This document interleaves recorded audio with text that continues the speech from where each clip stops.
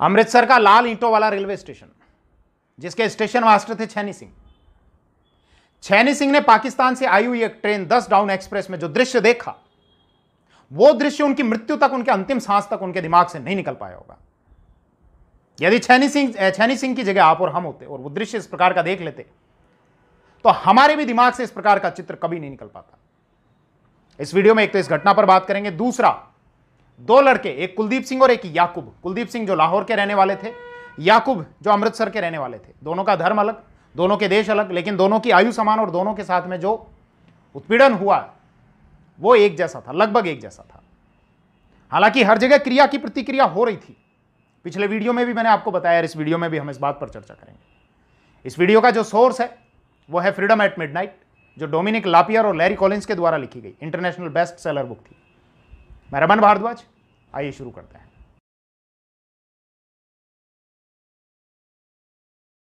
कुलदीप सिंह नाम के एक व्यक्ति बताते हैं कि जब भारत पाकिस्तान का विभाजन हुआ, उस समय उनकी आयु 14 वर्ष थी। उनका परिवार वर्तमान पाकिस्तान में जो लाहौर आता है उसके उत्तर में एक गांव में रहता था। उस गांव में 600 की संख्या में मुसलमान रहते थे और 50 की संख्या में हिंदू और सिख आबादी रहती थी।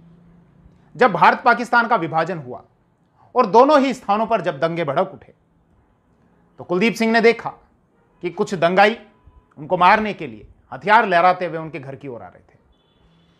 वो भीड़ चिल्ला रही थी कि या तो पाकिस्तान को छोड़कर चले जाओ या अपने प्राणों से हाथ धो लो। कुलदीप सिंह बताते हैं कि हमारा परिवार, जिसमें मैं, मेरे पिता और माता, हम वहां से अपनी जान बचाकर पास ही के एक घर में जाकर छुप गए। कुछ ही देर बाद हमने देखा कि वो दंगाई हथियार लहराते हुए और कुछ दंगाई उन हथियारों के आगे मिट्टी के तेल से भीगे हुए कपड़े बांधकर हमारी ओर चले आ रहे थे, हमको जलाने के लिए, मारने के लिए।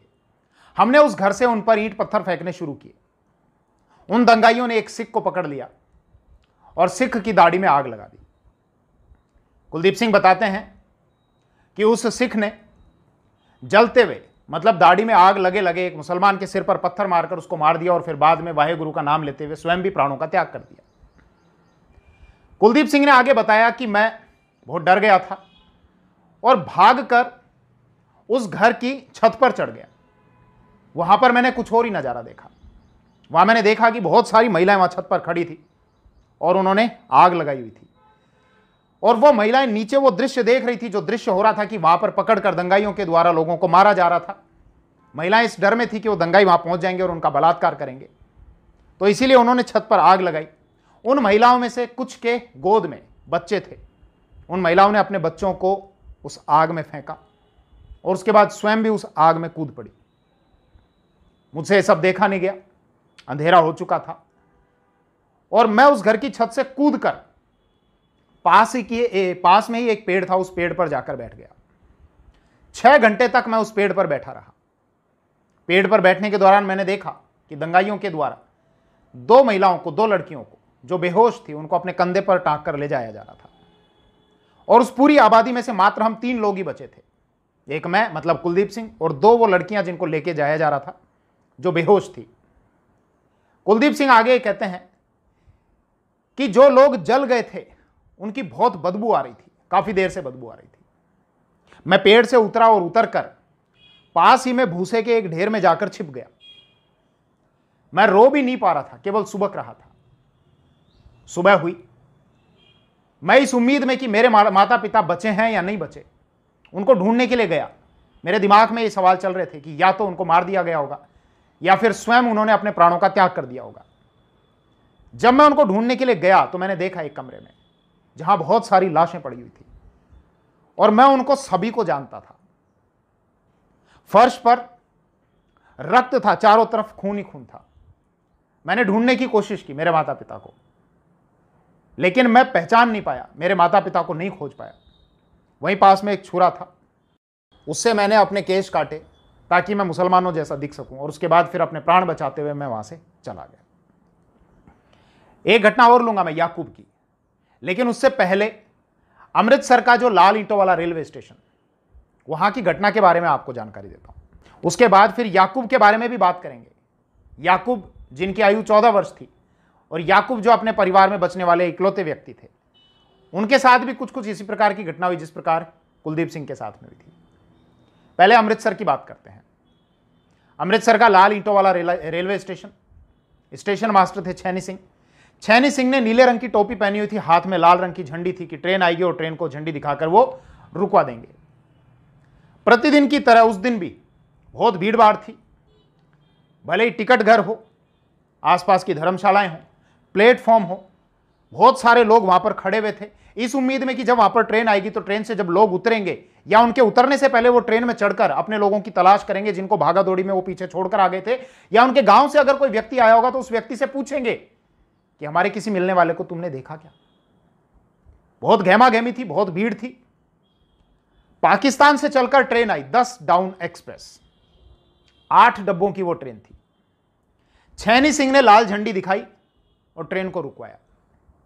रुकवाने के बाद जैसी उम्मीद थी कि ट्रेन के रुकते ही उसमें से लोग कूद कूद कर बाहर पड़ेंगे, कुछ दरवाजे से बाहर भागेंगे, कुछ खिड़कियों में से बाहर भागेंगे, और कुछ लोग जो बाहर खड़े हुए रेलवे स्टेशन पर वो अंदर की तरफ भागेंगे अपने परिचितों को ढूंढने के लिए, अपने परिचितों का कुछ समाचार प्राप्त करने के लिए।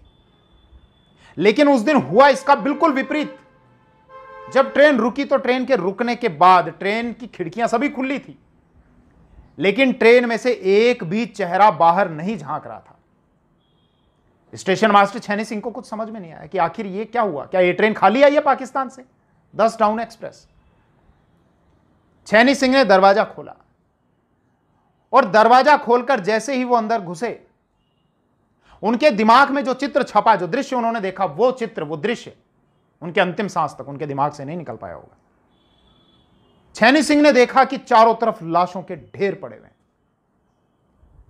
दोनों सीटों के बीच में जाने का जो रास्ता होता है, एक डब्बे से दूसरे डब्बे तक जाने का जो रास्ता होता है, वहां पर कटी हुई गर्दनें पड़ी, फूटे हुए सिर पड़े, ऐसे शरीर पड़े जिनकी आंतें निकली हुई थी, हाथ पैर अलग अलग कटे हुए पड़े हुए थे। छैनी सिंह को वहां पर कुछ आवाज सुनाई दी और इस प्रकार की आवाज थी जैसे कोई मुंह दबाकर सुबक रहा हो, रोया भी नहीं जा रहा हो किसी से। छैनी सिंह ने कहा, घबराओ मत, आप अमृतसर आ चुके हो, यहां पर सभी हिंदू और सिख हैं, यहां पर आपकी सुरक्षा होगी। जब छैनी सिंह ने यह कहा तो इतना सुनने के बाद जैसे मानो वहां जो मुर्दे थे उन मुर्दों में से कुछ में प्राण आ गए, वो हिलने डुलने लगे।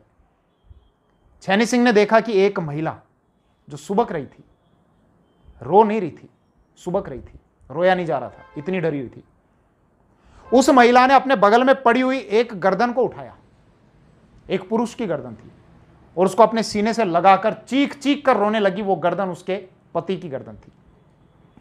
छैनी सिंह ने आगे जो दृश्य देखा कि बहुत सारे बच्चे ऐसे थे जो अपनी मरी हुई माओं के पास में बैठकर रो रहे थे, छोटे छोटे बच्चे दूध पीने के लिए रो रहे थे। कुछ पुरुष ऐसे थे जो बच्चों के ढेर में से अपने मरे हुए बच्चे को पहचानने की कोशिश कर रहे थे। छैनी सिंह को अपनी ड्यूटी करनी थी। छैनी सिंह गए आगे, एक डब्बे से दूसरे, दूसरे से तीसरे, तीसरे से चौथे डब्बे में गए। 8 डब्बों की वो रेलगाड़ी थी और अंत तक पहुंचते पहुंचते छैनी सिंह को उल्टी आने लगी। छैनी सिंह जब ट्रेन से उतरे तो अंतिम डब्बे पर सफेद अक्षरों में लिखा हुआ था कि पाकिस्तान की ओर से नेहरू और पटेल को यह आजादी का तोहफा है। अब उस घटना की बात करते हैं।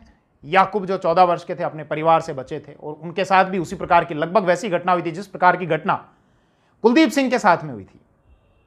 कुलदीप सिंह लाहौर के रहने वाले थे, याकूब अमृतसर के रहने वाले थे। जैसा सोर्स में लिखा गया है कि याकूब, उनके एक पिता, एक माता और 6 भाई बहन थे। मतलब याकूब अपने माता पिता के टोटल 6 भाई बहनों में से एक थे। अपने घर के आगे कंचे खेल रहे थे। कंचे आप सभी जानते होंगे।